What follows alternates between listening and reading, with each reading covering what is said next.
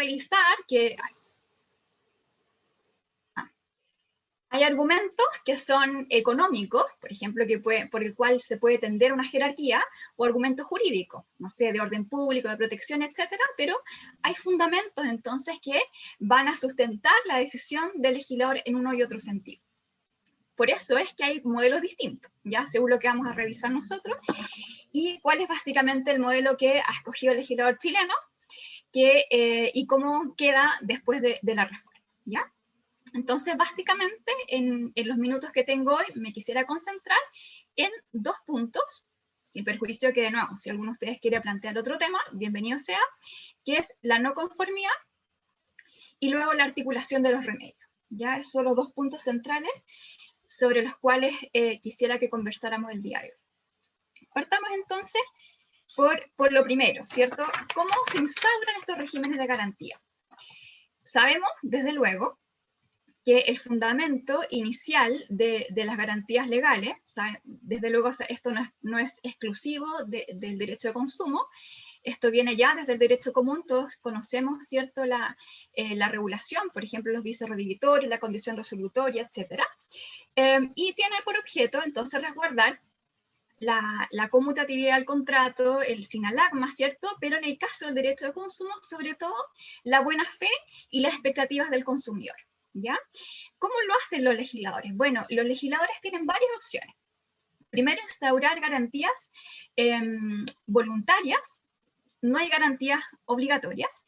Y la segunda opción es instaurar garantías imperativas, ¿ya?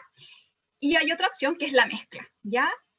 ¿Qué es la mezcla? Entonces, evidentemente, regímenes que son más cercanos al libre mercado se decantan por una suficiencia de la garantía voluntaria, ¿ya? ¿Por qué? De hecho, esto se discute cada vez que se intenta instaurar un régimen de garantía o ampliar los ámbitos de protección, ¿ya? O sea, nosotros sabemos, por ejemplo, que cuando se incorpora la garantía legal al ordenamiento jurídico chileno, hubo 2 grupos, ¿cierto? Un primero que decía, no hay que incorporar las garantías imperativas porque el libre mercado lo regula todo. Y por otra parte, porque cada vez que se elevan los estándares de calidad y de seguridad, el producto se encarece, ¿ya? Eso es una realidad. Lo normal es que no haya políticas de consumo que sean gratis. Casi todo tiene un costo, ¿ya? Lo mismo, si es que se ordena al proveedor, por ejemplo, parece que no sé si soy yo o... no, ahí sí. Si se le ordena al proveedor, por ejemplo, informar, o sea, se instauran deberes de información, esa información tiene un costo, ¿ya? Cuando se elevan los estándares de calidad, por ejemplo, va a haber, se exige que la durabilidad mínima sea 3 meses, bueno, el producto significa que los productos que no cumplan con esos 3 meses van a salir del mercado, ¿ya? Al menos del mercado formal, ¿ya? Entonces, cuando los legisladores instauran regímenes de responsabilidad, no solamente garantía, tienen que estar muy atentos a la situación económica del país, ¿ya? Si es que el consumidor de ese país puede solventar ese estándar de calidad o ese estándar de seguridad.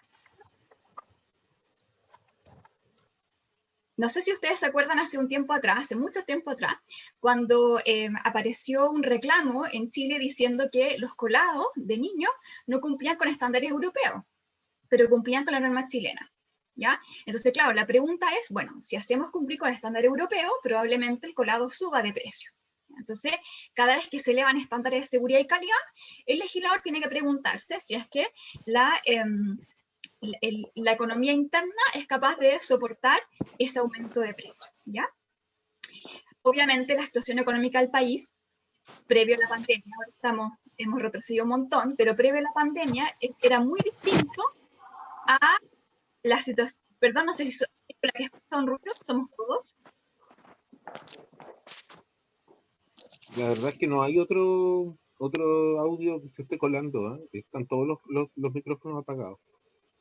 Ya, pero lo estaba revisando yo. Pero te escucha bien, ¿eh? ¿Sí? Sí, te escucho. ya me perdí, bueno, que la situación económica del país era muy distinta en el año 97, cuando se dicta la Ley de Protección al Consumidor, al año 2019, incluso pre-pandemia, ¿cierto? Yo recuerdo que la pobreza en Chile, años 80-90, era tremenda, entonces sí, hoy en día nos encontramos más preparados para asumir un estándar de 3 meses al menos de calidad, aunque ahora se pretende ampliar a 6 meses, ¿ya? Pensemos nosotros que en Europa son 2 años, es bastante más. Bueno, entonces, primera posibilidad, que, era, que fue al menos una corriente de opinión en su momento, que es que bastan las garantías voluntarias. ¿Por qué? Primero, por la idea de la autonomía de la voluntad, ¿cierto? Segundo, porque no todos los consumidores tenemos igual disposición al riesgo. Por ejemplo, hay algunos consumidores que tienen una aversión al riesgo y ellos van a querer pagar una garantía de calidad, por ejemplo. Hay otros consumidores que les da lo mismo el riesgo, entonces prefieren no pagar la garantía y pagar un precio menor por el producto. Y luego hay otros consumidores que tienen una situación neutral al riesgo, entonces preferirán pagar una garantía que solamente cubra riesgos previsibles, ¿ya? Y si nosotros instauramos garantías imperativas para todos igual, estamos tratando a todos los consumidores como si tuvieran la misma relación al riesgo. Y eso sabemos que no es así. Y por otra parte, bueno, el acceso al consumo, como habíamos dicho, instauración de garantías implica la eliminación de ciertos productos del mercado, y eso va a implicar que el producto se encarezca y que consumidores de menos recursos no puedan acceder entonces al consumo. Finalmente tenemos el otro modelo, que es el modelo principalmente sustentado en Chile, que es la instauración de garantías mínimas imperativas. ¿Por qué? Bueno, primero porque esta idea de la autonomía de la voluntad funciona súper bien en una situación de mercado perfecto, en que no hay asimetrías informativas, en que hay poder de acceso, qué sé yo, a los bienes, etcétera, etcétera, etcétera. Y sabemos que eso no ocurre en Chile, no ocurre en la realidad, y menos aún en Chile. Sabemos que hay, lamentablemente, bastantes situaciones de colusión, y es por eso que se requiere la instauración de mecanismos imperativos mínimos, ¿ya? Por sobre eso, autonomía de la voluntad, pero en ningún caso se pueden vulnerar estas garantías mínimas, que en el caso chileno están sometidas a un plazo de vigencia de 3 meses, y que sustentan sobre los remedios de la triple opción, que vamos a comentar después de eso, y además una acción indemnizatoria, ¿ya? Por otra parte, la otra justificación de las medidas imperativas es la selección adversa, en el sentido de que si es que se eliminan las garantías imperativas, solamente los competidores van a luchar por el precio, ¿ya? Sin que el consumidor tenga un estándar de calidad conocido, salvo ciertas marcas que uno tiende a asociar a calidad, ¿cierto? Y por esa vía pueden salir del mercado productos muy buenos, pero que son más caros, ¿ya? En el caso chileno se adopta este régimen de garantías imperativas, pero que decae básicamente en un supuesto, que es el supuesto de la compra-venta de productos usados, refaccionados con algún defecto, o en cuya fabricación se han utilizado piezas usadas, refaccionadas, ¿ya? En ese caso decae la imperatividad, pero aquí hay que hacer una prevención, que es que lo que decae es la triple opción. ¿Ya? En cambio, la acción indemnizatoria se mantiene indemne, ya como lo explica bien el profesor Barriento. ¿Por qué? Porque hay una distinción en cuanto a los daños, ¿ya? Y que tiene mucha relevancia cuando se determinan los daños indemnizables en virtud de la garantía legal. Algunos daños son indemnizables existen los daños en el producto y los daños a causa del producto. ¿Ya? Por ejemplo, daño en el producto, la lavadora se me echó a perder, y daños a causa del producto, la lavadora me hizo un cortocircuito y me incendió la casa, ¿ya? Entonces, el segundo aspecto, que es el daño a causa del producto, es un ámbito que está reducido básicamente, o se circunscribe al ámbito de la seguridad en el consumo, no necesariamente la aptitud, ¿ya? Entonces, por eso que esa acción indemnizatoria se mantiene indemne. No sé si alguien quiere comentar algo hasta acá. ¿No? Bueno, pasemos derechamente a los remedios, ¿ya? Después podemos volver al... a la noción de no conformidad, pero me gustaría que no dejemos de revisar los remedios, es lo siguiente.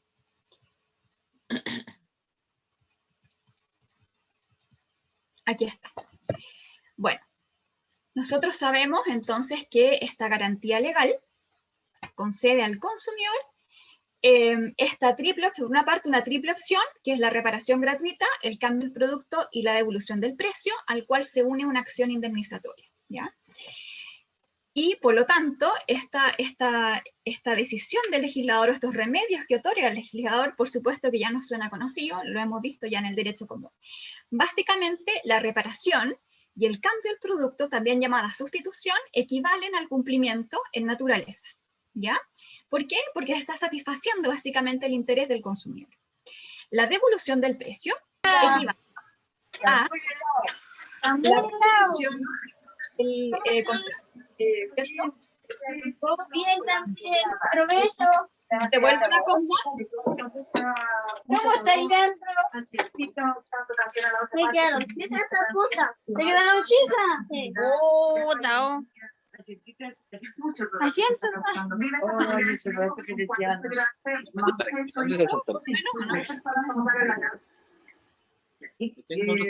Ha conversado. Y ahí sí, ya. Entonces, de estos remedios que otorga el legislador al consumidor, nos evoca algo que ya viene del derecho común, ¿cierto? Una posibilidad que tiene el acreedor, que es el consumidor, es exigir el cumplimiento de naturaleza, satisfacer su interés, que es la reparación o el cambio del producto. Otra posibilidad es la resolución, ¿cierto? Yo devuelvo el producto y me devuelven el precio, ¿cierto? El contrato, entonces, en ese caso, se resuelve por un incumplimiento.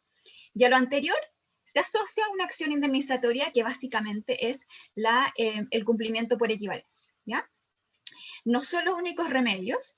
En otras decisiones, por ejemplo, legislativas, la directiva europea, que también es nueva, al igual que nuestro próximo régimen de garantía, establece lo siguiente: tenemos los remedios de conformidad, que es la reparación o cambio, y luego tiene la resolución y reducción del precio, ya la quanti minori, que en el caso chileno no está expresamente establecida en la ley de protección al consumidor, pero que nada obsta que igualmente pueda eventualmente concurrir, ¿ya? Y en este sentido, los plazos a los cuales se encuentran sometidos estos remedios, los plazos de vigencia, son actualmente la triple opción, que está sometida a un plazo de 3 meses, que se amplía a un plazo de 6 meses con la reforma. ¿Ya? Se amplía un plazo de 6 meses con la reforma. En cambio, la acción indemnizatoria que está acá, el cumplimiento por equivalencia, no se le menciona un plazo de prescripción, ¿ya? Y es por eso que en este caso se replica una discusión que ya conocemos del derecho común, que es si es que la acción indemnizatoria de la condición resolutoria tácita es autónoma de la opción del acreedor o es una acción contractual, ¿ya? En el caso nuestro, en el derecho de consumo, si es una acción que es autónoma, entonces no está sometida al plazo de la triple opción. Pero en cambio, si es que es una acción contractual, que es accesoria a la triple opción, se encuentra sometida al plazo de 6 meses, ya 3 meses y próximos 6 meses. Esta es una discusión bastante antigua y que no solamente se refiere al plazo, si ustedes se fijan, se refiere a todo el estatuto jurídico aplicable a esta acción indemnizatoria, ¿ya? ¿Por qué? Porque sabemos que la triple opción es de responsabilidad objetiva. No hay que probar culpa, dolo, nada, ¿cierto? La única opción de liberarse del proveedor es que el bien se haya deteriorado por culpa del consumidor, pero el consumidor no tiene que acreditar nada. En cambio, esta acción indemnizatoria que está acá, bueno, el régimen jurídico va a depender entonces del estatuto jurídico supletorio que le apliquemos, es decir, es accesoria o no a esta triple opción.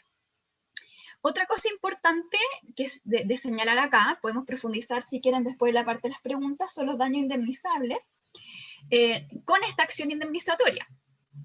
Nosotros sabemos que es verdad que se le otorga al consumidor esta acción para poder obtener el resarcimiento de los perjuicios causados. Pero ¿qué daños indemnizamos? ¿Los daños en el producto o los daños en el producto más a causa del producto, ¿ya? Si estamos agregando la segunda opción, daños en el producto y a causa del producto, bueno, estamos además incorporando no solamente la conformidad, sino que la seguridad en el consumo, ¿ya? Esta es una discusión muy poco tratada, no sé si les ha tocado ver casos sobre esta acción indemnizatoria. Sería ideal que a alguno le hubiera tocado un caso así, porque yo al menos no conozco sentencias en que se dé esta discusión. ¿Quiénes han intervenido? Bueno, el profesor Zelaya, hace muchos años atrás, él se decanta por la primera opción, solamente son indemnizar los daños en el producto, ¿ya? Y luego, la profesora Francisca Barrientos, y me parece a mí que es la solución correcta, en aplicación de esta acción vinculada con el artículo 3, señala que en virtud del principio de reparación integral se pueden indemnizar los daños también vinculados con los daños efectivamente causado al consumidor, no solamente en el producto, ¿ya? Pero una discusión, bueno, que como les decía, creo que conozco una sola sentencia que no llega a referirse a la distinción daños en el producto y a causa del producto, pero que de su decisión se desprende que se permitiría también indemnizar daños causados por el producto, o sea, la integridad personal o patrimonial del consumidor en virtud de esta acción indemnizatoria, es decir, del artículo 20. No sé si alguien tiene algo que comentar. ¿No? Bueno, ahí tenemos entonces una primera novedad de la ley, que se amplían entonces a 6 meses este plazo de prescripción. Además, se agrega la siguiente regla, dice, en el caso de bienes durables, se considerará además información básica comercial, la duración del bien, en condiciones previsibles de uso, incluido el plazo en que el proveedor se obliga a disponer de repuesto y servicio técnico para la reparación de los mismos. Todo lo que está en rojo, que van a ver en rojo, es el nuevo proyecto, ¿ya? Evidentemente, el artículo 1, número 3, se vincula no solamente con la conformidad del consumidor y las expectativas del consumidor, sino que también con un tema de medio ambiente. Nosotros sabemos que el artículo 3 establece la protección del medio ambiente, ¿cierto? Como un deber del proveedor, deber de todos nosotros obviamente, el consumidor también, pero también del proveedor. Y la duración del bien, entonces ya no da lo mismo. Esto también es en el fondo una manifestación de que nuestra economía debería poder soportar incluso un eventual aumento de costo del producto si por ello vamos a proteger al medio ambiente, ¿ya?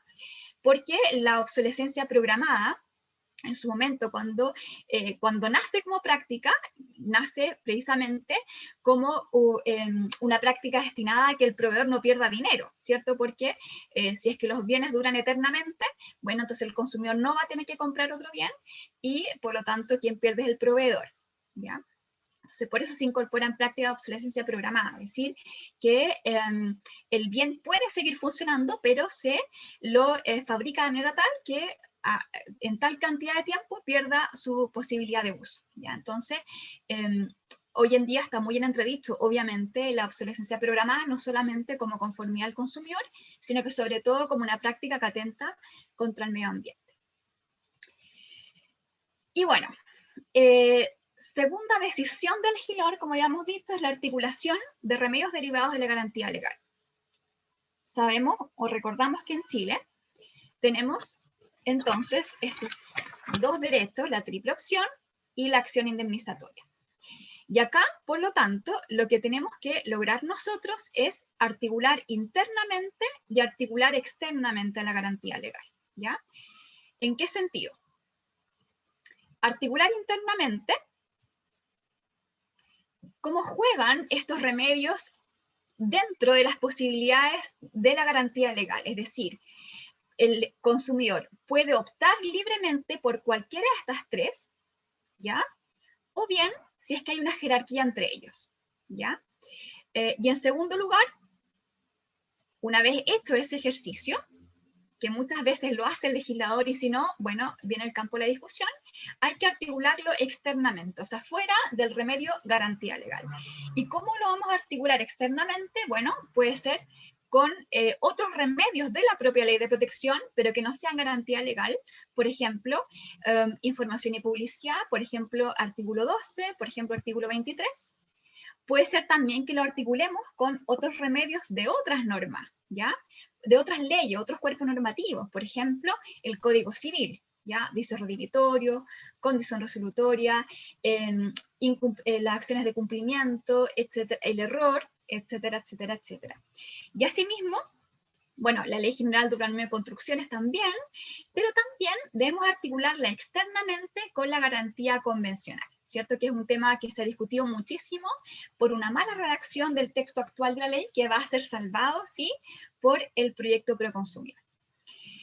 ¿Cómo se articulan internamente? Vamos a revisar entonces estos dos puntos, la articulación interna y luego la articulación con la garantía convencional, y creo que ahí ya se me va a haber acabado el tiempo. ¿Alguien quiere decir algo? ¿No? Bueno, partamos entonces con la articulación interna. Hay básicamente dos modelos, ¿ya? Dos modelos. El primero es el modelo de la jerarquía, ¿ya? Jerarquía de remedios, que se fundamenta básicamente en la conservación del contrato. ¿En qué sentido? Conservar el contrato no es neutro. Nosotros sabemos que el contrato cumple una finalidad dentro de no solamente el campo jurídico, sino que también incluso en el campo económico, ¿ya? Es decir, el contrato hay que entenderlo como un vehículo a través del cual se manifiestan decisiones económicas. Ya sabemos que se traspasan entonces bienes de un patrimonio a otro, y particularmente el contrato de consumo sabemos que es el vehículo que más se utiliza para hacer radicar bienes en los patrimonios, ¿ya? Por eso es que algunos han comprendido o han postulado que el derecho de consumo es el derecho común, ¿ya? ¿Quién se compra una casa, no sé, pues ni siquiera cada 5 años? Pero todos celebramos contrato de consumo probablemente todos los días. Entonces, por eso se ha planteado que es nuestro nuevo derecho común, ¿ya? Entonces, nos importa mantener el contrato, no es indiferente mantener el contrato, ¿ya? Aquí, por ejemplo, el profesor Alcalde dice la finalidad del contrato es su cumplimiento, ¿ya? La finalidad del contrato es su cumplimiento. Y por eso, en virtud básicamente de que busca un resultado útil, es que, si se puede, hay que preferir la mantención del contrato, ¿ya? Si se puede, hay que preferir entonces la mantención del contrato. Esta tesis nosotros ya la conocemos, no es que haya aparecido así como por magia a propósito de la garantía legal.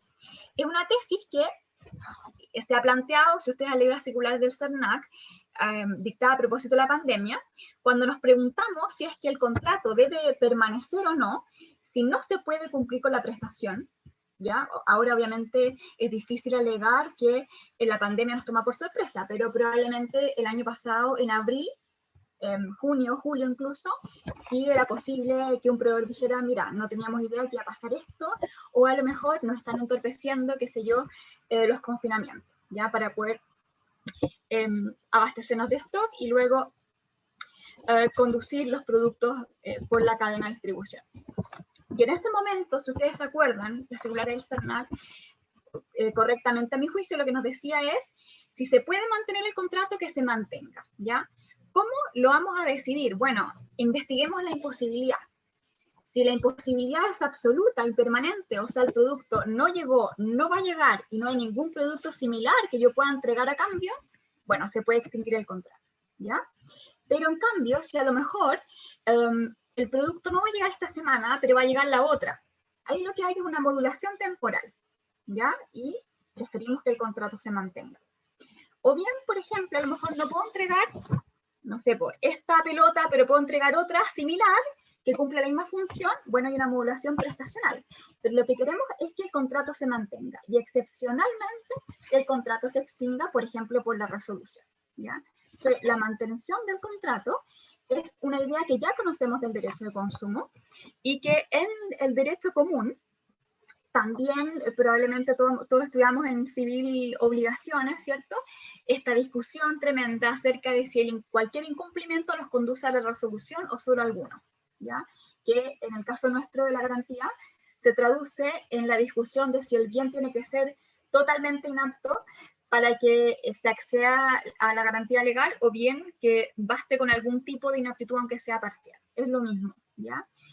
Evidentemente, cuando se exige la esencialidad del incumplimiento para que se acceda a la resolución, lo que estamos favoreciendo es la mantención del contrato, ¿ya?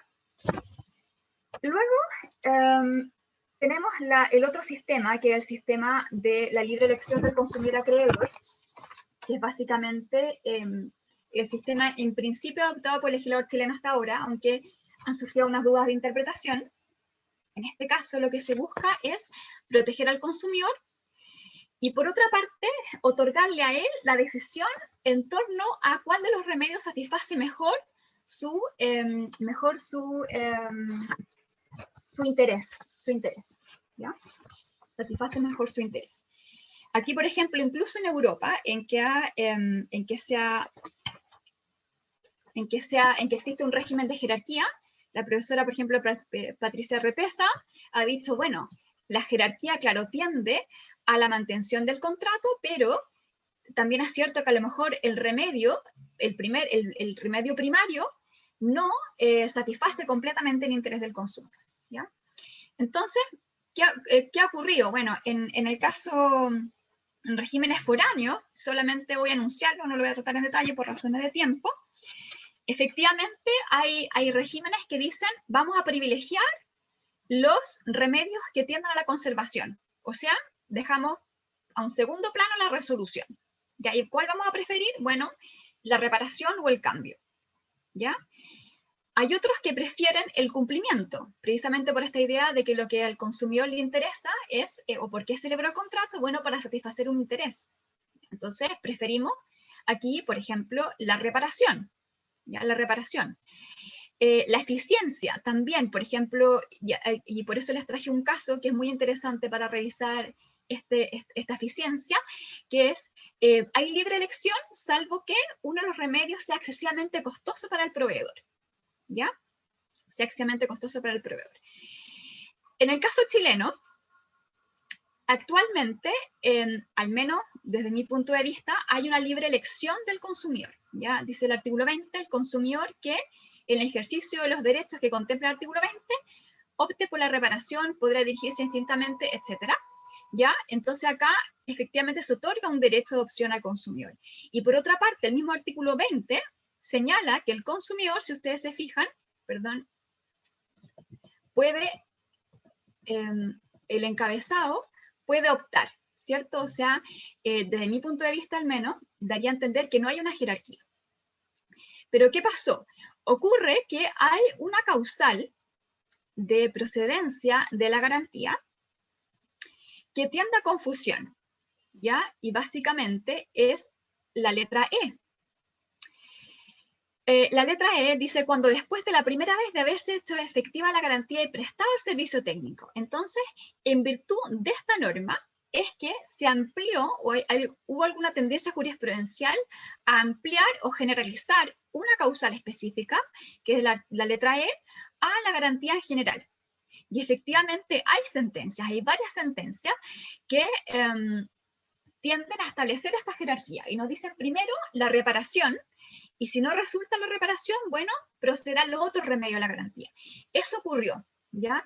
Aquí, entonces, tenemos estas dos corrientes jurisprudenciales en nuestro país con el texto actual, precisamente por la redacción del artículo 20 letra E, ¿ya? Desde el punto de vista, aquí yo comparto la tesis de la profesora Francisca Barrientos, quien dice que en el fondo aquí hubo una extensión, si se quiere, artificial del artículo 3 letra E, perdón, 20 letra E, es decir, esta regla estaba establecida para un supuesto activador de la garantía y se la extendió el resto, ¿ya? Pero desde mi punto de vista, al menos, no existiría una jerarquía, ¿ya? No existiría una jerarquía. Esto va a quedar mucho más claro con el nuevo texto, ¿verdad? Si ustedes se fijan, la parte en rojo se le agrega, dice, sin perjuicio de lo anterior, no será necesario hacer efectivas las garantías otorgadas por el proveedor para ejercer el derecho a este artículo, vinculando con la garantía convencional. Pero además, el 20, el nuevo encabezado, dice el derecho irrenunciable del consumidor a optar a su arbitrio. Precisamente como se reconoció esta doble interpretación que estaban haciendo los tribunales, ya estas dos tendencias, es que el legislador ahora lo que hace es clarificar que no hay jerarquías remediales. No hay jerarquías remediales, o sea, hay un derecho irrenunciable y además dice a su arbitrio, ¿ya? ¿Qué puede pasar? Puede pasar que esta expresión a su arbitrio haga revivir a propósito de la garantía, una discusión que se presenta respecto de una de las causales de abusividad. ¿Ya? Si ustedes se fijan, artículo 16, no lo tengo acá, pero a lo mejor ustedes lo tienen, cuando habla de esta posibilidad de modificar a su solo arbitrio, ¿cierto? Las condiciones contractuales. Bueno, ahí lo que se discute es si a su solo arbitrio significa unilateralmente o bien irracionablemente, ¿ya? Entonces acá puede replicarse eventualmente esta discusión, y eso puede entonces implicar que quizás a lo mejor el proveedor pueda alegar que si la jerarquía es racional, puede proceder, ¿ya? Yo creo que no, pero por la redacción es posible que se replique esa discusión acá. Aquí, por ejemplo, tenemos un caso muy entretenido, obviamente no para la consumidora, pero me parece muy entretenido en el sentido que el consumidor casi siempre escoge de los remedios el cambio o la devolución del dinero, ¿ya? Y casi nunca escoge la reparación, porque no tiene la confianza de que el bien va a quedar en buen estado. Y acá lo que ocurrió es que esta de la sentencia de la Corte de Apelaciones de Santiago, no tengo el juzgado policial local, es que una consumidora compró varias partes de un computador para armarlo, ¿ya? Y entre ellos un disco duro. Y el disco duro falló. Pero esta consumidora tenía guardado en ese disco duro una información para titularse. En concreto, dice acá la carrera de animación 3D. Ella concurre al proveedor y ella quiere la reparación, ¿cierto? Porque para ella lo valioso es la información que está dentro del disco duro. O sea, para ella es perder en este caso creo que era un magíster, examen de posgrado. El proveedor se niega y le ofrece el cambio, que era mucho más barato, ¿cierto? Mucho más barato que la reparación. Si nosotros hubiéramos fallado esto de acuerdo a la jerarquía europea, se habría dicho entonces, aquí si es mucho más barato, el consumidor no tiene derecho a optar, ¿ya? En el caso chileno, de acuerdo a la interpretación de que no existe una jerarquía remedial, que se va a ver reforzada por el nuevo proyecto, tampoco diría jerarquía, y por lo tanto, como el tribunal correctamente sostuvo, dice acá lo relevante el rescate de la información y condena, ¿ya? Porque el consumidor tiene derecho a optar por cualquiera de las opciones que le otorga el legislador. No sé si alguien quiere comentar algo, mientras tanto. ¿No? Bueno, y finalmente, garantía legal y garantía convencional, ¿ya? Dos posibilidades de nuevo, la supletoría o el concurso, ¿cierto? Por la supletoría, entonces debería primar una y la otra sería solo supletoria, y el concurso, el consumidor tiene todas las opciones, todas las garantías la legal, más las convencionales, la voluntaria, extendida, etcétera, que procedan y puede escoger por cuál vía se va, ¿ya? ¿Qué ocurrió? Que en el caso chileno tenemos unos incisos que nos complican un poco la interpretación de la norma. Dice acá, el texto actual dice, tratándose de bienes amparados por una garantía otorgada por el proveedor, el consumidor, antes de ejercer algunos de los derechos que le confiere el artículo 20, deberá hacerla efectiva ante quien corresponda y agotar las posibilidades que ofrece conforme a los términos de la póliza. Ya póliza, garantía convencional. Y adicionalmente, el artículo 21, inciso primero, dice en la parte en azul, dice, si el producto se hubiere vendido con determinada garantía, prevalecerá el plazo por el cual ésta se extendió si fuere mayor. Y en concreto, acá, la redacción de estas dos normas nos conduce a dos problemas de interpretación. El primero es si es que la garantía convencional prima por sobre la legal, estando ambas vigentes, dentro del plazo de 3 meses o 6 meses futuros. Y la segunda es si es que nosotros, existiendo garantía convencional, se extienden todos los derechos de la garantía legal durante todo el plazo que dure la garantía convencional. ¿Ya? O sea, la primera es, en el fondo, ¿puede el consumidor optar o tiene que irse primero por la convencional y después por la legal? Y la segunda es, si tenemos una legal de 3 meses o 6 meses, más una convencional de 2 años, por ejemplo, si es que en el tiempo que excede de la garantía convencional, legal, perdón, tiene el consumidor todos los derechos de la legal, o bien en el residuo tiene los derechos de la garantía convencional. ¿Y por qué es importante? Bueno, primero, legitimado pasivo. ¿Ya? En la garantía legal sabemos que lo normal es que el vendedor, y en la convencional, bueno, ahí depende. Tenemos los tickets de cambio, que es el vendedor, pero tenemos la garantía de los fabricantes. Aquí en los remedios, ¿cierto? La garantía convencional suele ser o de cambio o de reparación, pero no de devolución de precio. Entonces sí nos importa, ¿ya? Existen estas dos discusiones tan vigentes. De hecho, aquí hay bastantes pronunciamientos judiciales, así que es muy probable que a algunos de ustedes les haya tocado conocer casos de esto. Y básicamente surgió una tesis sustentada en su momento por el profesor Jaime Lorenzini, quien decía que la garantía convencional primaba sobre la garantía legal, ¿ya? ¿Cuál es el problema? El problema es que la garantía convencional puede otorgar menos derechos que la garantía legal, ¿cierto? Entonces, si fuera así, el proveedor andaría regalando las garantías convencionales, ¿verdad? Por ejemplo, menos plazo o más plazo, pero solo reparación, ¿cierto? Si es que efectivamente va a primar. Entonces, si nosotros analizamos el artículo 21 en relación con el artículo 4, o sea, nosotros interpretamos esta norma no aisladamente, sino que en vinculación con la irrenunciabilidad de los derechos, es que no puede ser que a todo evento la garantía convencional prime por sobre la garantía legal, ¿cierto? En ningún caso, por la vía de un pacto, se puede aminorar los derechos derivados de la garantía legal. Y eso, de nuevo, por la misma discusión que surgió en tribunales, es que el legislador lo toma y lo explicita, ¿ya? El nuevo artículo 21, inciso 9, dice: la garantía otorgada por el proveedor no afectará el ejercicio de los derechos del consumidor establecido en artículos 19 y 20, respecto a los bienes amparados por ella. Y el proveedor estará impedido ofrecer a los consumidores la contratación de productos, servicios o póliza cuya cobertura corresponde a obligaciones que el proveedor debe asumir en conformidad a la garantía establecida en la ley. ¿Ya? Entonces, aquí el legislador nos está diciendo dos cosas. Primero, que la garantía legal no se pierde en ningún caso por la garantía convencional. Y segundo, que el proveedor no puede cobrar por una prestación que legalmente igual tiene que otorgar, ¿ya? Y básicamente esto se sustenta en el principio de utilidad del seguro. Nosotros sabemos que las garantías convencionales tienen una naturaleza, o sea, la atribuyen una naturaleza de seguro, de contrato de seguro. Yo traspaso el riesgo de deterioro de la cosa a un proveedor por un precio, ¿ya? Entonces, y nosotros sabemos desde el derecho de seguro que el seguro tiene que ser útil, ¿cierto? Si no es útil, entonces no se puede contratar.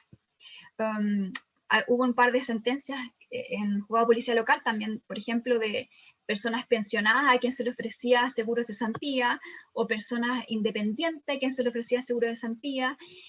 Ahí no estaba operando este principio de utilidad del seguro. Entonces aquí el legislador se hace eco entonces de este principio del derecho de seguro y lo aplica a la garantía convencional. Creo que estamos en el tiempo.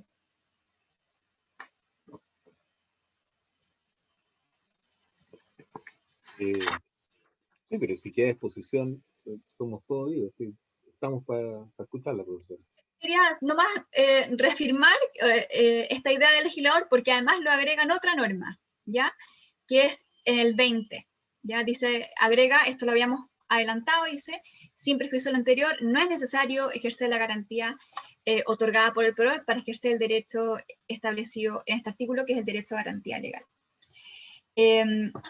¿Qué más les puedo comentar? Bueno, hay varias sentencias acá. Yo les puedo mandar esta presentación si ustedes quieren, porque por razón de tiempo no podemos verla toda. Sí me gustaría únicamente contarles que el proyecto, bueno, a propósito de los vehículos, también se alude a esta exigencia esta exigencia de realizar las mantenciones en un determinado taller para poder ejercer la garantía. Ya sabemos que para la garantía legal entonces no hay exigencia, pero se incorpora acá respecto a la garantía voluntaria, que se le exprese plazo, condiciones o requisito de procedencia de la garantía convencional. Ya la garantía legal no puede ser limitada, pero la garantía convencional puede ser limitada, pero siempre que se informe acerca de los requisitos de procedencia. Y bueno, hay una novedad respecto al derecho a retracto. no sé si lo van a ver después en otra sesión. Actualmente el derecho de retracto sabemos nosotros que procede muy restringidamente para los contratos electrónicos, es decir, salvo que el proveedor lo niegue, ¿cierto? Niegue este derecho en sus condiciones. Y ahora se establece este derecho de terminar con el contrato sin expresión de causa, ¿ya? Sin expresión de causa. Entonces acá lo que va a surgir finalmente es una discusión acerca de si este es un caso. ¿Qué es? ¿Qué naturaleza tiene? Es un caso hubo contrato y por lo tanto una excepción a la fuerza obligatoria, no se logró formar el consentimiento, se forma solo después de los 10 días, hay un caso de resolución sin incumplimiento, etc. ¿Ya? Pero esa es otra novedad que se refiere al derecho a retracto. Eso es lo que quería comentarles respecto a las novedades del proyecto de ley. Bueno, muchas gracias, profesora Isler. Muy interesante. Hay algunas novedades de las que yo por lo menos no tenía conocimiento. Voy a dar paso ahora a las preguntas o intervenciones. Como les decía, colegas, si quieren pueden levantar la mano o bien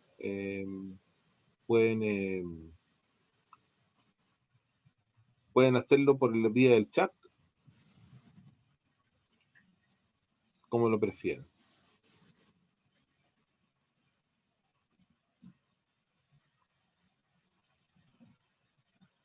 Contarles que en este momento hay 106 participantes, una cantidad bastante importante de colegas presentes.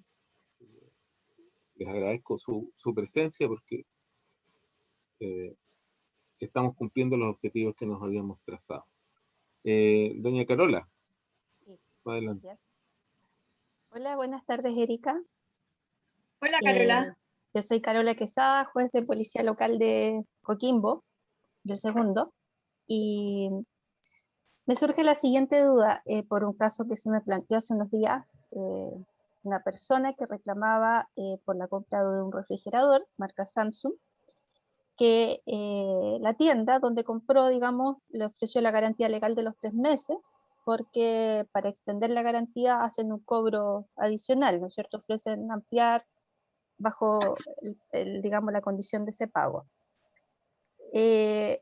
Pero paralelamente la empresa Samsung le otorga a ese mismo consumidor una garantía mayor, que es de 1 año. Pero esa garantía extendida de 1 año es solamente para reparación de producto. No permite, digamos, optar a la triple opción que confiere la ley del consumidor en el artículo 19. Entonces, es ahí mi duda, digamos, en ese caso, de acuerdo a lo que tú expones, digamos, ¿qué debe primar? ¿La garantía que establece la ley del consumidor o simplemente se debe, digamos, limitar el derecho del consumidor a esa opción de reparación del bien y no de cambio o devolución? A ver si te entiendo bien. ¿Estamos dentro del plazo de los 3 meses? No, porque la falla del producto se produjo al 4.º mes de comprado. Se advirtió al 4.º mes. Al 4.º mes, claro, y entre el tiempo que ha transcurrido, digamos, o sea, el reclamo se hizo obviamente dentro del plazo del año, ¿ya? Pero por el tema de la pandemia se ha demorado su respuesta, digamos, más de lo que se demora habitualmente. Ya, a ver si te entiendo. Entonces, surgió, el vicio se manifestó al 4.º mes. Claro. O por lo tanto, garantía legal ya no tenemos. No, de hecho ella no demandó a la tienda donde compró el producto, sino que demandó directamente a Samsung. Ya, entonces tenemos una garantía convencional que es de solo reparación con el fabricante y ahí estamos dentro del plazo. Sí, dentro del plazo del año. O sea, bueno, la impresión que yo tengo es que si ya se venció el plazo de la garantía legal, solo nos queda la garantía convencional. Claro, justamente. Y en base a la garantía convencional, ella no tendría derecho a poder exigir digamos, la opción de devolución del dinero o de cambio del producto, solamente reparación. Claro, que esa era la segunda discusión, ¿cierto? Que no era resuelta por el texto actual, ¿cierto? Es decir, que es que en el residuo tienes todas las opciones de la garantía legal o bien solamente la de la garantía convencional, ¿cierto? Claro. Evidentemente, si nosotros nos decantamos por la segunda opción, es decir, que tenemos todos los derechos, significa que cualquier garantía convencional tendría todos los derechos, porque todos los bienes en Chile se venden con garantía legal, ¿verdad? Entonces, hay un par de sentencias que son poquitas, ¿ya? Que extienden los derechos de la garantía legal a la convencional, son poquitas, ¿ya? En mi opinión muy personal, y esto me hago cargo de mí nomás, yo creo que no se extienden. Yo creo que en el fondo el consentimiento tanto del fabricante como del consumidor se hacen radicar en las prestaciones de ese contrato de seguro, ¿ya? O sea, yo creo que vencida la garantía legal, tú ya no tienes y además que la garantía legal tú la ejerces normalmente frente al vendedor, o sea, muy excepcionalmente frente a otros sujetos pasivos, ¿ya? Entonces, de mi punto de vista, en esa segunda patita de la discusión, yo creo que no tiene todos los derechos, de mi punto de vista. Ahora, otra cosa distinta es que es posible que a lo mejor no tenga garantía legal, vencieron los 3 meses o 6 meses, ¿ya? Pero a lo mejor se puede configurar otra infracción a la ley de protección, ¿ya? Por ejemplo, no tengo idea, información y publicidad, información, qué sé yo, publicidad falsa o engañosa. Porque si tú te fijas entre las causales de garantía, existe, bueno, no lo alcanzamos a revisar, pero hay una conformidad objetiva y una subjetiva. La objetiva, estándares valorativos, bueno, aquí hay, por ejemplo, estándares objetivos, no sé, pues la cuestión de los metales, el oro, los quilates, ahí no hay nada que discutir.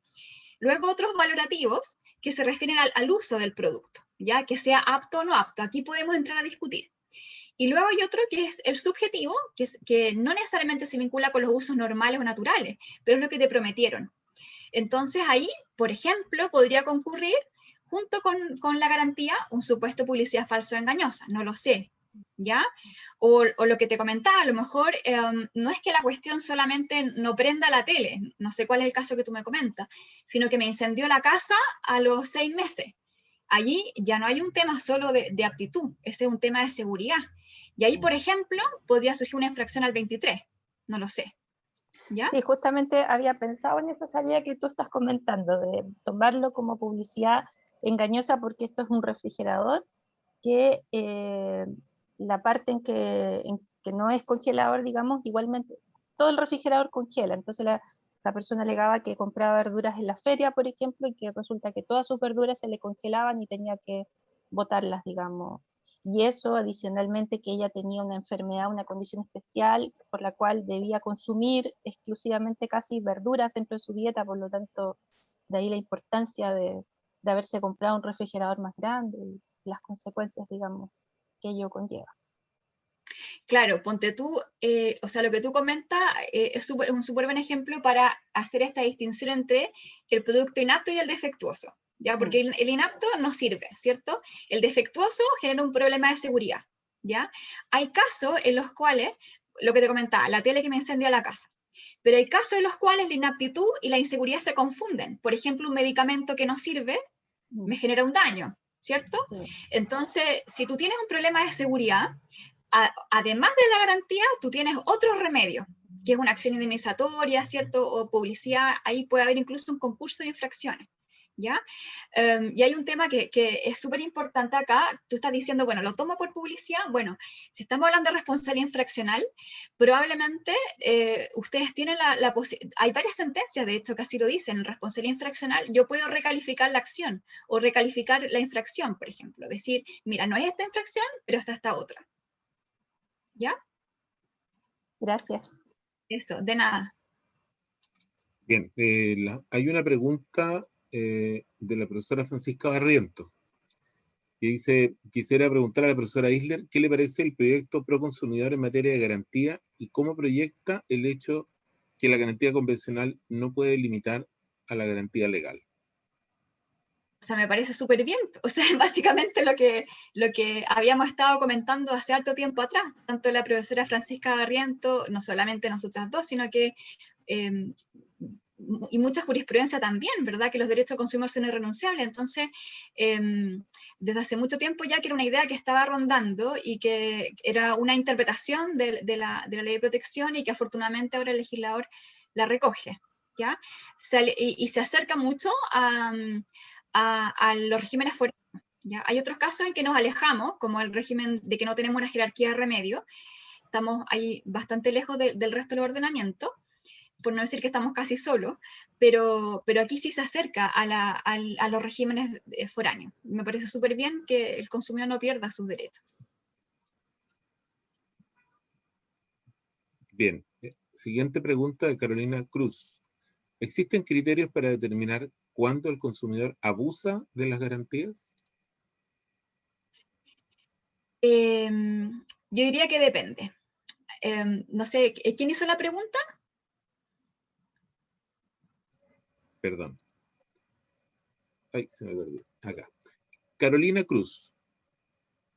Carolina, te hago una consulta. ¿Tú te refieres a, por ejemplo, ejercer abusivamente un remedio a eso? ¿O que diga este producto está súper malo y él lo echó a perder, algo así? ¿En qué sentido? Sí, cuando buenas tardes, profesora Erika. Hola. Sí, cuando en el fondo el consumidor no hizo Un poquito más fuerte, por favor. ¿Se escucha ahí? Sí. ¿Ahí sí? Cuando en el fondo el consumidor no hace un uso correcto del producto y pide la devolución, por ejemplo, o se le cayó y está pidiendo reparación del servicio técnico, ahí, ¿qué pasa cuando quiere abusar en el fondo de estas 3 garantías que tiene a disposición? Bueno, este es un caso que está expresamente resuelto por la ley, ¿ya? Porque ahí la ley dice que, de hecho, es el único caso en que el proveedor puede negarse a la garantía. Cuando el bien se deteriora por culpa del consumidor, no hay derecho de garantía, ¿ya? O sea, lo dice expresamente la ley. Más que abusar de su derecho, es que ahí no tiene simplemente derecho. Claro, es que Y que ahí lo preguntaba porque hay situaciones que no siempre se logra determinar bien si en realidad el consumidor fue realmente quien usó mal el producto o en el fondo el producto sí no estaba apto. Por eso lo pregunto. Claro, es que ese es un tema de prueba, en el fondo, porque la regla la da la ley. Ahora, el tema es cómo acredita, el otro es un tema simplemente de probar cuál es el origen del vicio, ¿ya?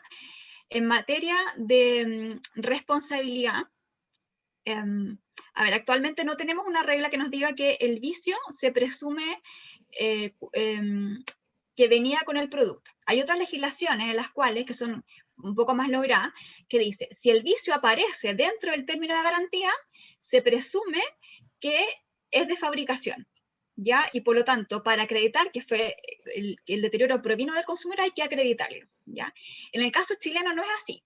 Tenemos, bueno, esta regla que probablemente ustedes, no sé, han tenido experiencia con esta regla de la inversión de la carga a la prueba, la carga dinámica, que por esta vía, por ejemplo, me imagino yo que normalmente la carga la harán depositar en el proveedor, porque normalmente es quien se encuentra en mejores condiciones de acreditar el origen del vicio, ¿ya? Pero es un tema, ¿cierto? O sea, la ley no especifica quién tiene que probar el origen del vicio. Yo te diría, desde lo que he podido revisar, pero no con el texto de ley, sino que desde lo que he podido revisar a partir de sentencias y de literatura, que se presume que el producto venía con defecto y que habría que acreditar que el consumidor es el causante del daño, ¿ya? Hay un par de sentencias que lo dice así. Son pocas, sí, en todo caso, porque a propósito de la garantía, son muy, muy pocas las cuales se hace atribuir al consumidor la responsabilidad por el vicio. Ok, muchas gracias, profesora. De nada, o sea, yo te diría, en principio se presume que venía de fábrica, y si no, hay que acreditar. Esto es un aprovechamiento de mi parte, de mi calidad. Yo, en todo caso, la hice en orden cronológico, pero la siguiente pregunta es mía. Y es si con esta modificación del régimen de garantías, ¿tú ves que se va a producir algún problema en términos de una discusión sobre la retroactividad o no de estas reformas? Porque hay plazos que eventualmente, si es que esto se va a promulgar en algún momento, no sé si va a haber alguna norma transitoria o si se ha reflexionado sobre eso o no. Claro, bueno, yo aplicaría la ley de efecto retroactivo, o sea, porque la garantía legal en general es una garantía contractual. Entonces habría que aplicar el régimen vigente al tiempo de la celebración del contrato. Ya, Eso eso es. diría yo. No sé, es claro, es como lo que a uno se le viene a la mente al principio, pero no sé si hay alguna. Entonces vamos a tener como consumidores más, más protegidos que otros, digamos. Claro, o sea, yo diría que sí, al tiempo de la celebración sí. Sí, o sea, se discutió mucho más cuando lo que se alteraba era el plazo de prescripción del artículo 26. Pero acá, que es netamente, o sea, principal no siempre, pero es principalmente contractual, yo me inclinaría a decir que aplica la ley de efecto retroactivo. Pero bueno, o sea, obviamente puede haber otras opiniones también, esta es mi opinión muy personal. Ok. Siguiente pregunta de Guido Sagredo. Dice, ¿cuál es el tipo de inaptitud del bien para que proceda la garantía legal? ¿El defecto debe ser esencial en el sentido de que haga que éste no sirva para su uso o puede ser cualquier tipo de defecto, incluso uno de naturaleza accesoria? Bueno, este es otro tremendo tema que no me alcancé a referir el día de hoy y que se refiere, espérame, voy a buscarte acá está, mira. Es que podríamos estar hablando 30 horas de garantía legal. Va, me pasé, ¿o no? Aquí hay hartas sentencias en todo caso de ambos tipos de inaptitud. Efectivamente, se discute no solamente acá, sino que en general en el derecho común, cuáles son los requisitos para que procedan ciertos remedios, ¿ya? Entonces, por ejemplo, en el derecho común seguramente, bueno, está esta discusión de la resolución, si procede frente al incumplimiento esencial o no es necesario que sea esencial, la adquisición de contrato no cumplido, vicio reditorio, etc. Algunos sistemas, por ejemplo el sistema francés, es un sistema que tradicionalmente ha exigido la esencialidad para la resolución.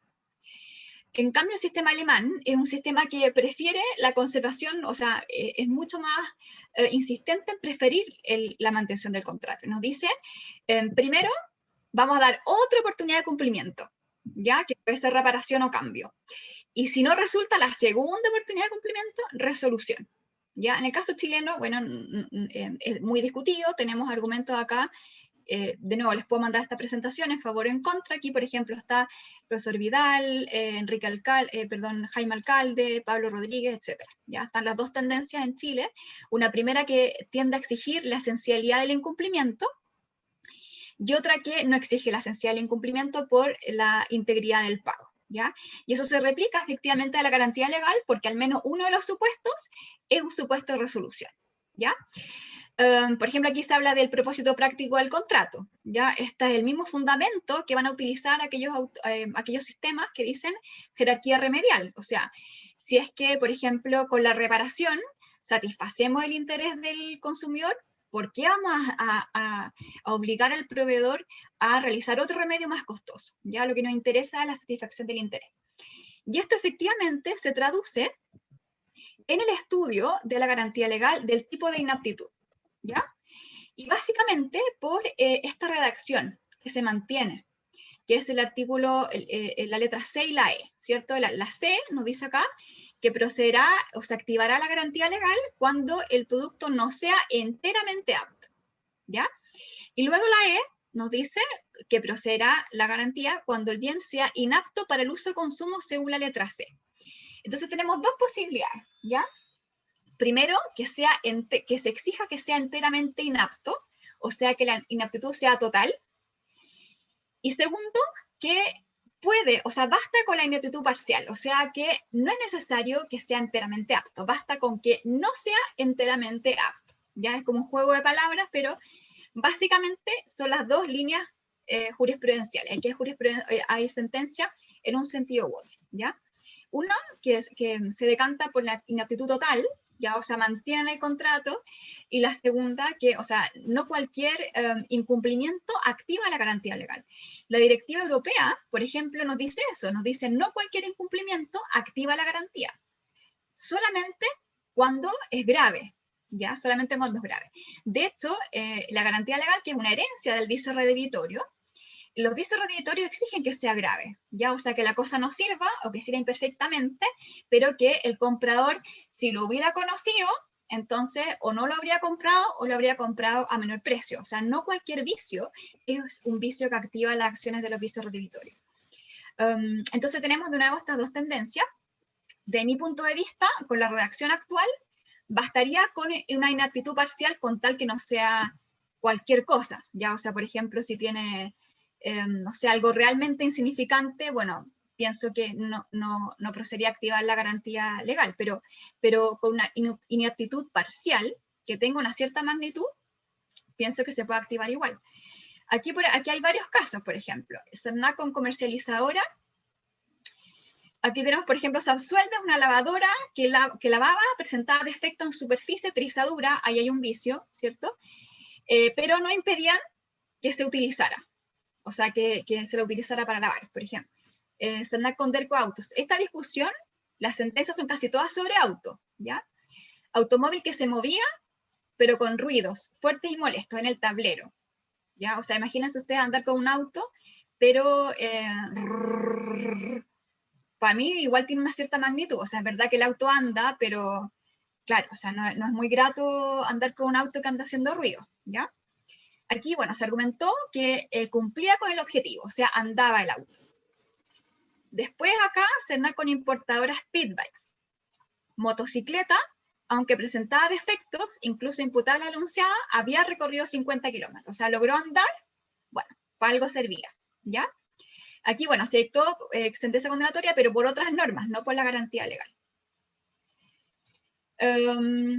Y luego tenemos otras sentencias que... para las cuales basta con la inaptitud parcial.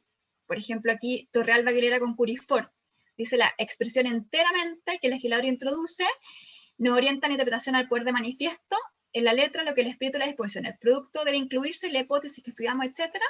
Dice acá, un automóvil es claro, tiene como fin el servir de medio de locomoción, pero asimismo es claro que logre moverse no basta para que sea enteramente apto, ¿ya? O sea, no basta con que se mueva. Estufa Toyotomi. Aquí, por ejemplo, se atribuyó una superficie para calefaccionar de 100 a 140 metros, pero no se logró acreditar que realmente tenía ese alcance. O sea, calefaccionaba, pero no se logró acreditar que eran 100 o 140. Lavadora apta para lavar, pero que al enjuagar inunda el departamento de la consumidora y el inferior, ¿ya? Aquí, si te fijas, tenemos un caso, además de inaptitud, un caso de seguridad, porque hay daños a causa del producto. O sea, mi departamento y más encima tengo que pagar el departamento de abajo. Después, 2 colchones que se deforman al poco tiempo. Se podía dormir, pero la vida útil se veía considerablemente disminuida. También, o sea, se podía dormir, pero aminoraba la funcionalidad. Después, una tele con un punto rojo en la pantalla. No es muy agradable, la verdad, estar mirando una tele con un punto ahí instalado sin poder sacarlo. Yo también habría alegado honestamente. Motocicleta que perdía líquido, de freno y se le caía el tubo de escape, andaba, ¿cierto? Si se exigiera que sea enteramente inapto, claro, no habría lugar, pero aquí andaba, pero perdía líquido y se le caía el tubo de escape. Aquí, por ejemplo, se rechaza la calificación de defectos menores. Este era, a ver, ¿qué era esto? Un producto que se ingresó 2 veces al servicio técnico, antes de los 3 meses. Es raro que un producto nuevo haya que ingresarlo varias veces dentro del plazo de la garantía, ¿ya? Y bueno, hay varias sentencias, ¿ya? Yo te diría que si algo muy, muy insignificante, no se activaría, pero no se requiere que sea enteramente inapto para que se active. Basta con la inaptitud parcial desde mi punto de vista, teniendo una cierta, al menos, magnitud. Pero, de nuevo, es una propuesta de interpretación. La norma, pueden haber otras.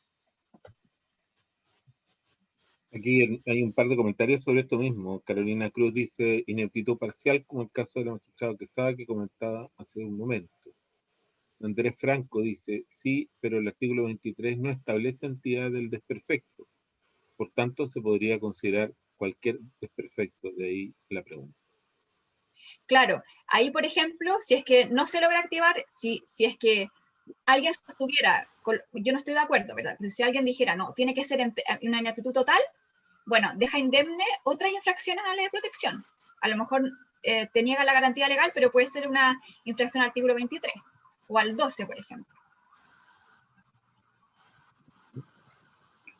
Siguiente pregunta. Paula Vidal dice, buenas tardes, Erika. Mi consulta es, en caso de viajes, así con mayúsculas, viajes comprados en los días de Ciber el año 2020 para hacerlo efectivo en febrero, que por razones de pandemia se postergó, febrero que era la fecha inicial, a nivel nacional por parte del país vecino, Brasil y Chile.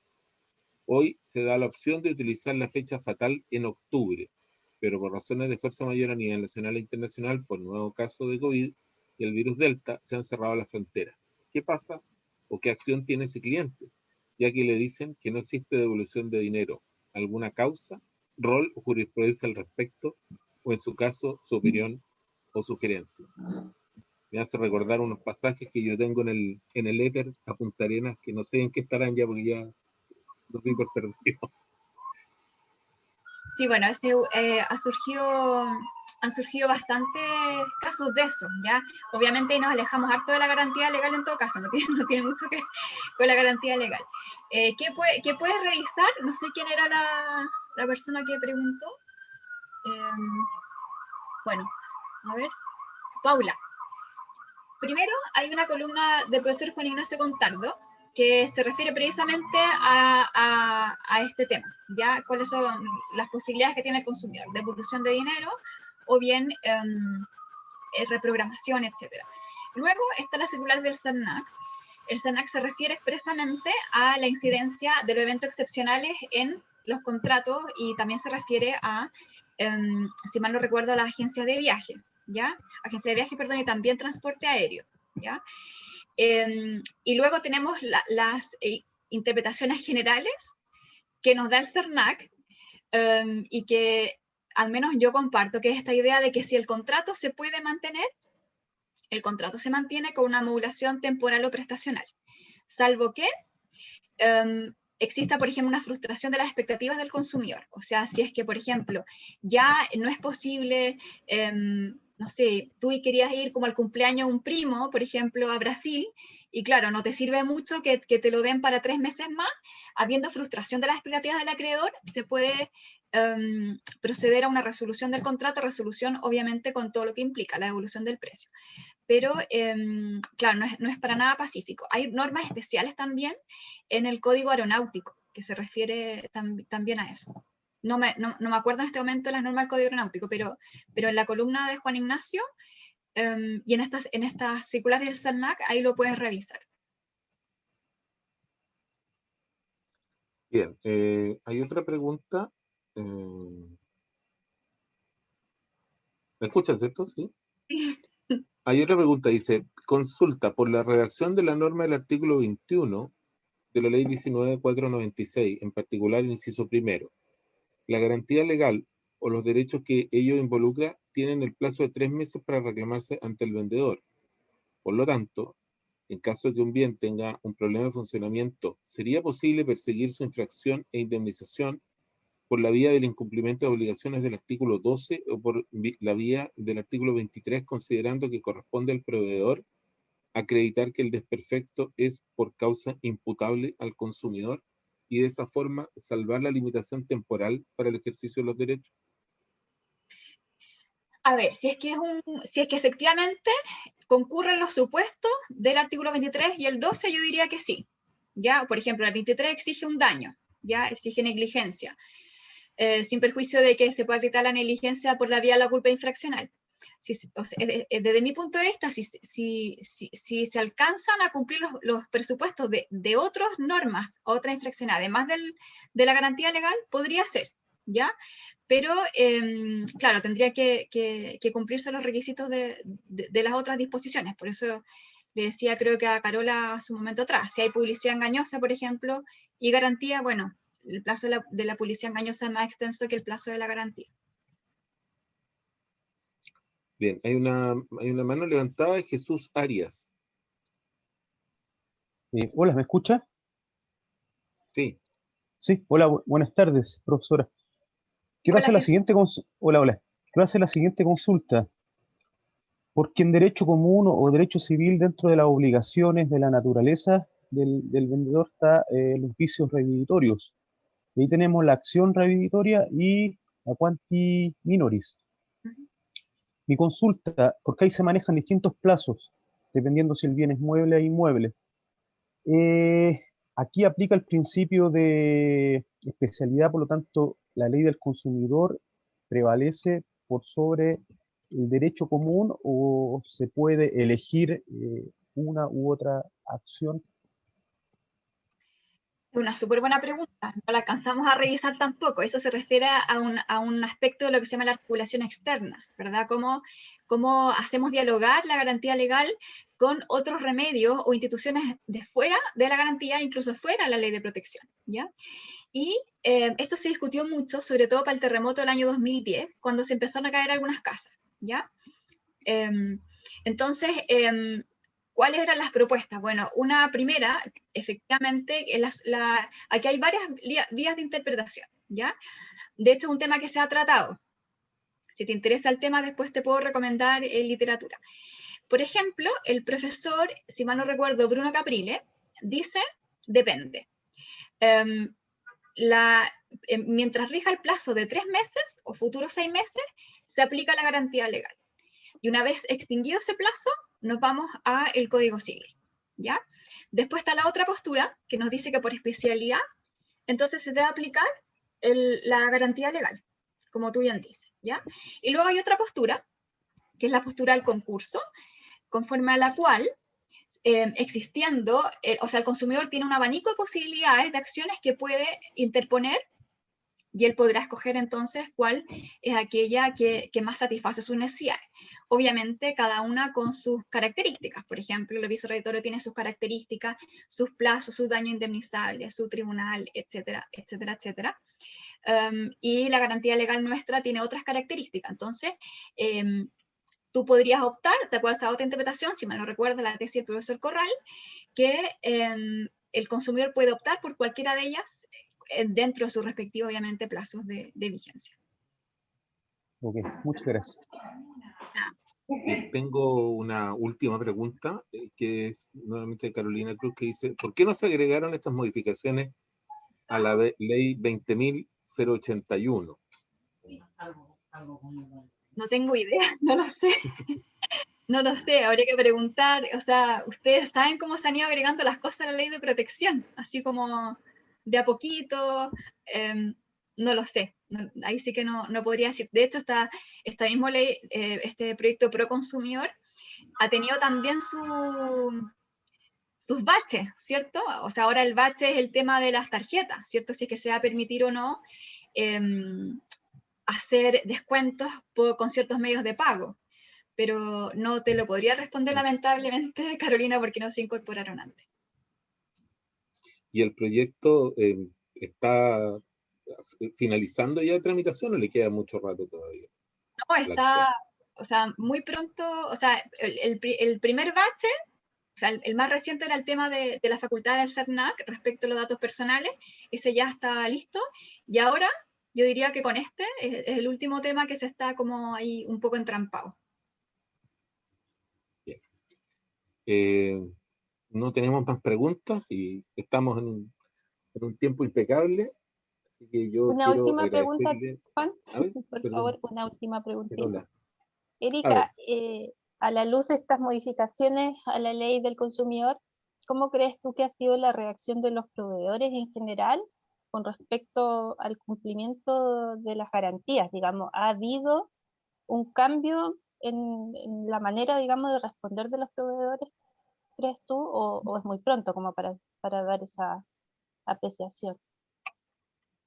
A ver, o sea, lo primero, este proyecto de ley todavía no está vigente, ¿ya? O sea, le falta, como te decía, esta discusión sobre estos medios de pago, que es lo que está un poco entrampando que salga, pero muy probablemente saldrá así muy, muy próximamente. Me da la impresión, hasta antes de la pandemia, yo diría que había habido un cambio importante en la conducta de los proveedores desde al menos el 2008 hacia antes de la pandemia respecto en general al cumplimiento de la ley de protección. O sea, obviamente nunca faltan los que quieren incumplir, y siempre hay incumplimientos, ¿verdad? Pero la sensación con la que yo me quedo es que había un cierto tránsito hacia, de a poquito hacia respetar al consumidor. ¿Por qué? Porque muchos de ellos se dieron cuenta que respetando al consumidor tienen fidelidad, ¿ya?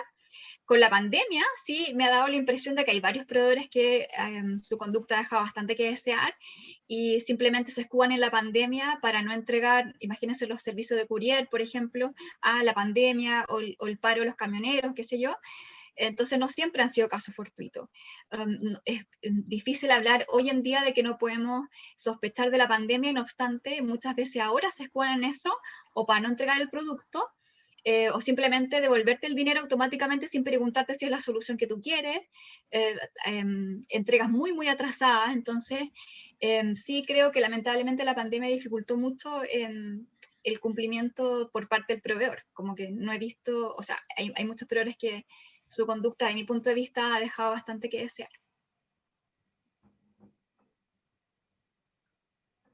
Y hay otros que han seguido, por ejemplo, si ustedes se fijan, la circular del CERNAC sobre cumplimiento de garantía, cuando propone esta suspensión de los plazos de garantía, que no están en la ley, ¿cierto? Pero el CERNAC le propone, dice, bueno, durante el tiempo pandemia vamos a suspender los plazos de garantías legales y convencionales. Alguien por ahí habló de que alguien no podía ejercer la garantía por la pandemia. Bueno, el CERNAC lo propone, es su propuesta de interpretación, yo la comparto, y varias empresas lo empezaron a aplicar. O sea, incluso dan avisos, bueno, vamos a respetar este plazo, se va a extender el plazo de las garantías, etcétera. Eso también pasó. Bien. Gracias. Muchas gracias, Erika. Bueno, en nombre de todo, del instituto y de todos los colegas que están presentes, que tuvieron que retirarse por motivos de trabajo fundamentalmente, yo quiero agradecerte, Erika, tu exposición. Ha sido muy interesante. La verdad es que efectivamente quedamos, yo por lo menos creo que hablo en nombre de todos, con gusto a poco, porque se nota que el tema es mucho más grande de lo que permite el tiempo de la exposición, y por lo tanto lo ideal va a ser que te podamos invitar nuevamente y ojalá puedas venir nuevamente a que sigamos conversando estos temas, ¿no?